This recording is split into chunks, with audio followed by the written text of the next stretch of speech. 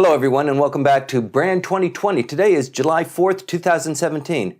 Japan is well known to take foreign objects and foreign ideas, meld them somehow and come up with something that's uniquely different, something that's uniquely Japanese, but still retains part of the wonder and the utility of what they brought in from overseas. I'm joined today, once again, by Dr. Nancy Snow. Dr. Nancy Snow, welcome. Hi, how are you? I'm good. You've got a PhD. You've been to school for more years than most people have been born. Are you calling me a perpetual student? No, I don't know, but receiving a PhD, I mean, that's a huge achievement, and it requires going to college and then master's degree, and then your PhD is usually 6 or 8 years, right? Right, yeah. I finally graduated. Congratulations, and what a wealth of knowledge you bring. You know, you have a PhD in propaganda studies and in how countries communicate with each other and also with the people who make up their populations. You know, in Japan, there's been this effort of late, probably mostly in the 21st century, to globalize education. So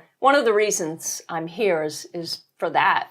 To kind of maybe fertilize that idea? Well, yeah, they do use us in that respect, and I teach in Kyoto at a university that emphasizes foreign languages and foreign affairs. So the students there have more of an awareness of the need to learn English, study other languages, go abroad. But even the numbers in study abroad there aren't as impactful as you might think, because it's sort of a chronic condition here. Whenever I talk to Japanese students and I try to make my pitch for study abroad or gaining more of a command of global English, they love to sort of taunt me a little bit with, "Professor, why are you here? What was so attractive about Japan?" And I said, well, you've got a good point. There are many, many attractive qualities to Japan that would make you feel like, why should I ever leave? There's a little bit of a Disneyland experience here. It's a two-way street, though, isn't it? I mean, talking about trade deficits in products and materials, there's also a potential trade deficit in the number of people who want to travel overseas and get an international or an education separate from that's offered in Japan, but also getting other foreign nationals to come into this country to get an education, graduate education or a university degree here in Japan. And I think that the attraction, to me, it doesn't seem to be so attractive on this side as it does for the Japanese going elsewhere, anywhere else in the world, and getting a master's degree or just a regular university degree. Well, you talk to a lot of Japanese like I do, and so the ones who've gone abroad, I can think of many of my friends who were in a family where their father was with an international company, so maybe they went to the US or the UK or Australia. So they became internationalized by default. They were put in a school where they had to learn English or an international school. They come back here and they've told me it was hard readjusting, that they then went to the Japanese school. So there's that aspect, but then also for the foreign nationals coming here, you're going to get a degree. Are you going to have a command of Japanese that will allow you to work in a traditional Japanese company? If not, then you end up teaching English, it's or you go to an House. international. Yes. And so after a certain period, it's often kind of the 5-7 years, you're committed, but you realize, well, I can only go so far. So for the internationals, they leave.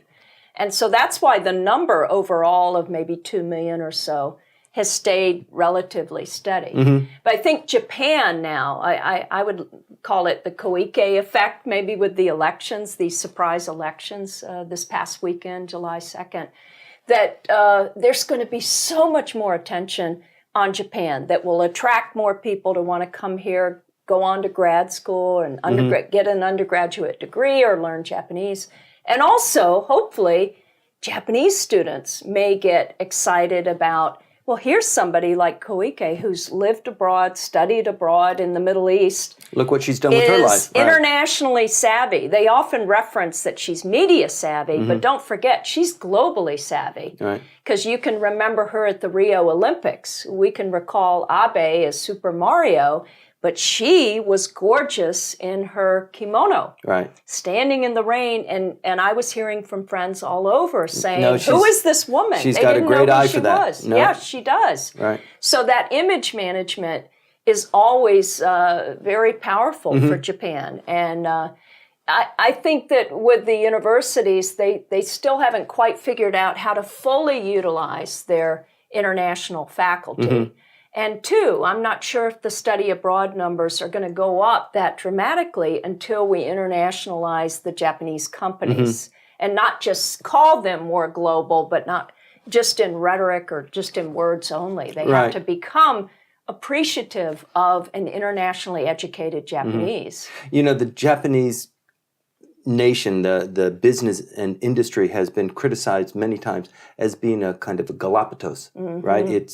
It has enough of a mass to facilitate its own needs. It doesn't need to go international, but it does, like Toyota. Most of the revenue is generated from the overseas market, but that's not for everybody. Right. A lot of the flip phones, their market is only here, so they're not exportable, and they can get away with it. And recently they've done studies where Japanese males, high school males, or maybe even college, are not evaluating an opportunity to go overseas or even to master a foreign language because they're okay where they are. Sure. If they pull themselves out and then they come back in, they're going to be ostracized. The people who, their classmates, they're at the same level, same age, are going to be further up the learning curve than they were. Of course, they have skills and assets that maybe they don't, but for these guys, they want to diminish that. So the attraction to do that is not there. And conversely, for the girls, it seems like they want to go overseas. They want to get more skills and perhaps come back, or maybe not come back, stay where they got their education. Well, as you recall, my piece on gender diplomacy, that's exactly what's happening now. So for the women, it's exciting. They see it as an adventure, and they see more opportunities overseas than they would have here. Get married, have 1.2 kids. That's right. And I don't blame the young men at all, because they really have been stuck in this sort of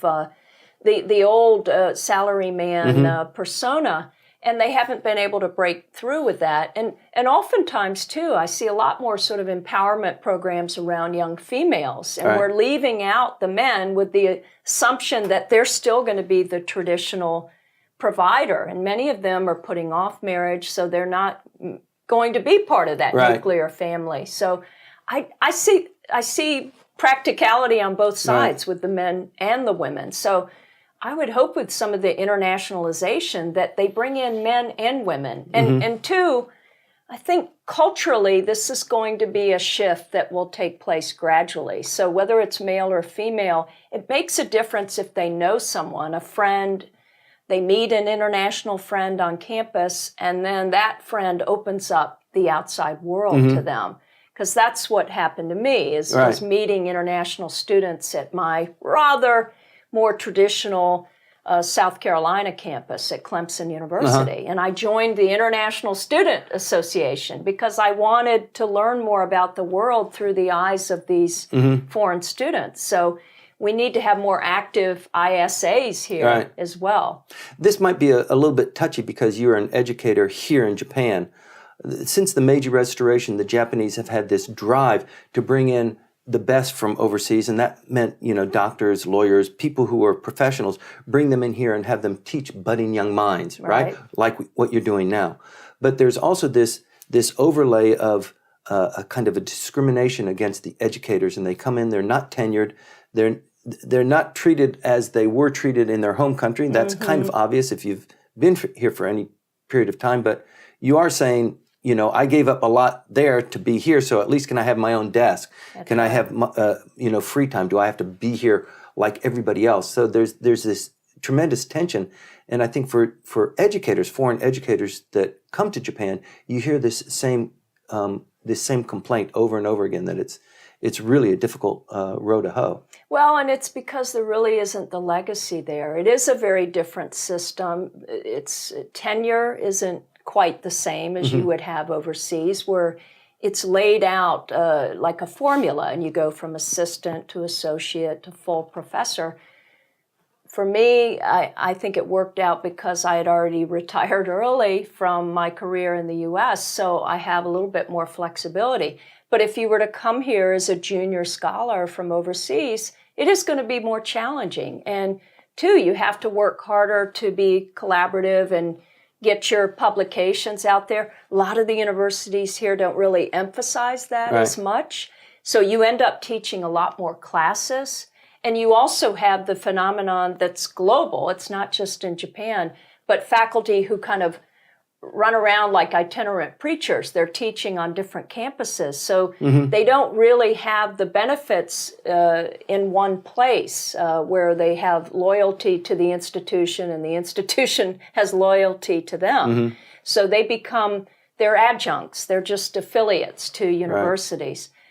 The students, I find, are really, really interested in these international faculty or internationally minded Japanese faculty. So I think if the students became more like ambassadors on their campus for more globalization, that would really pay off because ultimately they're the clients, they're the constituents. And I've noticed, Tim, that a lot of universities now, they're becoming a lot more competitive. My own university... Oh, because the numbers are dropping, The numbers are dropping. We've started a new department. We're emphasizing global tourism. We're playing into the aspects of the appeal of Kyoto. And this is brand new this year. So you're going to see more programs that really appeal to bringing in outside students, even if just for a semester, because it is added revenue because of the numbers dropping here of college-bound students. So let's cut to the chase. What is it about the Japanese education or Japanese education system that, in your view, is potentially exportable? What is the wonderment that the Japanese are doing or that the students or the universities are achieving here that probably has an international appeal, in your view? What I've noticed is that they work very well together, and also there's a lot of this kind of quiet work where, as you said, the Japanese historically have brought in things and then made it really something unique. And that is, whether you talk to an architect or a foreign journalist here, that's something that they always notice about Japan, is this simple beauty. And so I find that with the students, and I'm always telling them, you have so much to give to the world to sort of just show a different way because of the way you've been socialized and educated in Japan. Not sure if they're aware of it. If they haven't left the island, then they're kind of the fish swimming around in the water. They're not aware of the appeal. But when they go out and then they can share in a manner that is often more reserved and a little more quiet and perhaps introverted, not all, but it's so appealing to people because it goes against maybe the grain of globalization, which is very much in your face and extroverted. So I think Japan puts a stronger emphasis on the active listening skills and on quiet contemplation. I think it needs more critical thinking and also a build-up in public speaking and oral communication.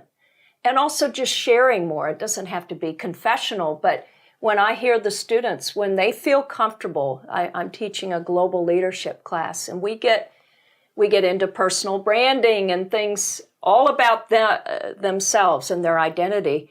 They just sort of come alive. It's initially difficult, but I tell them, you're safe here. We're going to talk to each other. So it's doesn't a way, come second nature. Yeah, it becomes a little, and then I have them write too. The Japanese young people are very good writers because, again, writing is reflection, and writing is when you need a lot of that quiet time. So they have become very skilled in that, and that's a value too. It's not always about public presentation. The Japan education system, it's definitely a brand of Japan that other people know about. Let's see if it's exportable. Please stay tuned.